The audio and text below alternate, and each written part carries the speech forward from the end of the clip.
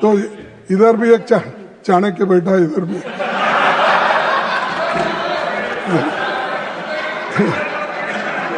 तो अरे बैठो, किसी का गोरा होता है, किसी का काला होता है। जैसा कि मेरी हाइट ज्यादा है, मोदी जी की हाइट उतनी है, शाह साहब की जरा हाइट कम है, अलग अलग बात है। लेकिन आपकी 56 इंच छाती तो रहने दो, लेकिन इससे देश को क्या फायदा हुआ तुम्हारे छाती का? चीन के खिलाफ एक शब्द भी नहीं बोलते। $1 की कीमत अब 90 रुपीस, 90 रुपए, इतना गिरा। सभापति जी, जब देश कहीं बड़ी समस्याओं जैसे आर्थिक संकट, बेरोजगारी, सामाजिक मुद्दे में से जूझ रहा है, तब भी प्रधानमंत्री की दिलचस्पी केवल चुनावी प्रचार में रहता है, ना कहीं ऐसे ध्यान भटकाने के सब चीजें इस सदन के सामने लाकर इसमें अपना समय देते हैं। सर, उन्होंने वंदे मातरम पर बहस केवल बंगाल चुनावों के ध्यान में रखकर ही की है, ये मेरा कहना है। ये उसीलिए तो आपने ये की।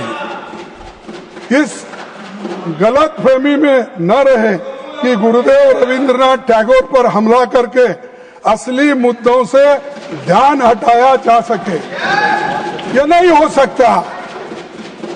इस सदन का उद्देश्य यही होना चाहिए कि देश के सामने मौजूद ज्वलंत मुद्दे पर ध्यान केंद्रित किया जाए, क्योंकि भारत माता को सच्ची श्रद्धांजलि तभी होगी जब ये संसद जनता के मुद्दों और उनके समाधान के बारे में बहस करे।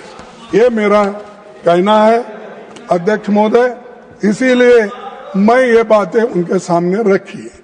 और दूसरी, सभापति जी, मुझे विशेष रूप से इस सरकार द्वारा भारतीय रुपये गिरते मूल्यों के बारे में कुछ बताना है, क्योंकि $1 की कीमत अब 90 रुपीस, 90 रुपए, इतना गिरा, अब वो नीचे गया। और आपके नेता, जब आप होम मिनिस्टर थे, आपके नेता जो चीफ मिनिस्टर थे, उन्होंने उस वक्त क्या कहा था, ये सुनने की तरह थोड़ी सी टॉलरेंस रखो। जब देश के सामने आर्थिक चुनौतियां खड़ी है, तब वंदे मातरम जैसे राष्ट्रगीत को लेकर राजनीतिक बहस करना केवल ध्यान भटकाने का प्रयास है। असली देशभक्ति वही है जो रुपए की गिरती कीमत और आम जनता की परेशानियों जैसी समस्याओं का समाधान ढूंढे, न कि केवल सिंबॉलिक और भाषणों तक सीमित रहे। आज के प्रधानमंत्री जी थे मोदी जी, और गृह मंत्री जी भी थे उस वक्त हमारे शाह साहब, और 212 में इस मुद्दे पर उन्होंने क्या कहा? इस मुद्दे पर उन्होंने कहा, देश जानना चाहता है किस मुद्दे पे, रुपए की कीमत जो घट रही है और डॉलर जो बढ़ रहा है कीमत उसका। उस वक्त क्या कहा मोदी जी ने? आपको तो मालूम होगा क्योंकि आप तो प्रमुख सलाहकार है और परोक्ष एग्जीक्यूटिव, प्राइम एग्जीक्यूटिव करने वाले नेता है, तो आपको तो पहला चाणक्य क्या, ठीक है। तो इधर भी एक चाणक्य बैठा, इधर भी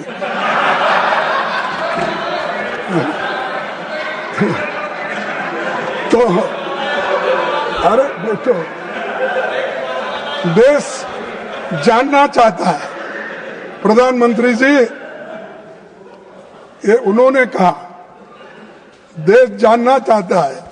प्रधानमंत्री जी मनमोहन सिंह जी को कहते हैं, ऐसा क्या कारण है कि आज अकेला हिंदुस्तान का रुपया डॉलर के मुकाबले गिरता ही चला गया और मैंने साफ मांग की है, यह सिर्फ आर्थिक कारणों से नहीं हुआ, ये आपकी भ्रष्ट राजनीति को दिल्ली से चली उसका इसके अंदर बहुत बड़ा रोल है।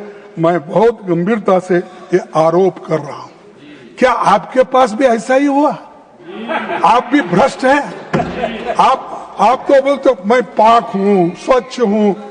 कहाँ है ये दर्शाता है आप आज पूरे हिंदुस्तान, पहले जो था उससे बदतर हो गई आपकी गवर्नमेंट।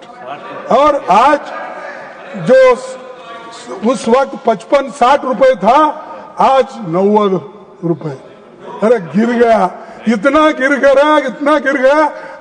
वो हिमालय से नीचे गिरने के बाद आदमी के टुकड़े टुकड़े भी नहीं मिलते, वैसा हो गया आपके यहाँ। सर ये शब्द मोदी जी के हैं, मेरे नहीं है, उनका कोट है। लेकिन मैं ये पूछना चाहता हूं कि जिन कारणों का हवाला देकर आपने उस समय हम पर आरोप लगाए थे, क्या वही कारण आज रुपए के लगातार गिराने की वजह बन गई है? तो ये आप लोगों का कहना है। तो अध्यक्ष महोदय, अब आपकी चिंता बहुत बड़ी है, हम चिंतित भी है।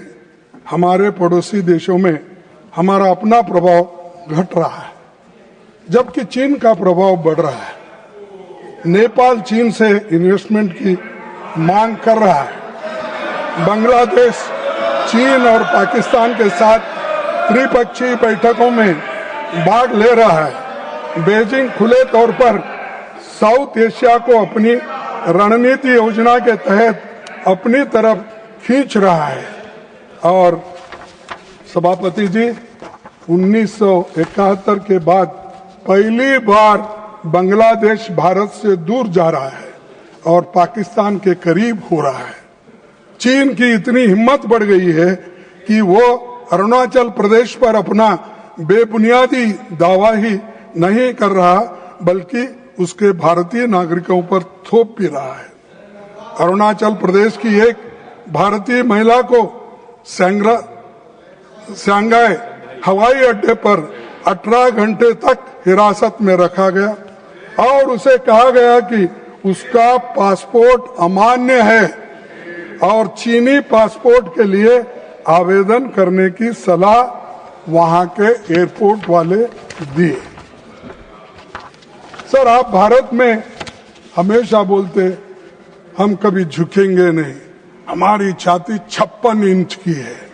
ठीक है, किसी का शरीर बड़ा होता है, किसी का गोरा होता है, किसी का काला होता है। जैसा कि मेरी हाइट ज्यादा है, मोदी जी की हाइट उतनी है, शाह साहब की जरा हाइट कम है, अलग अलग बात है।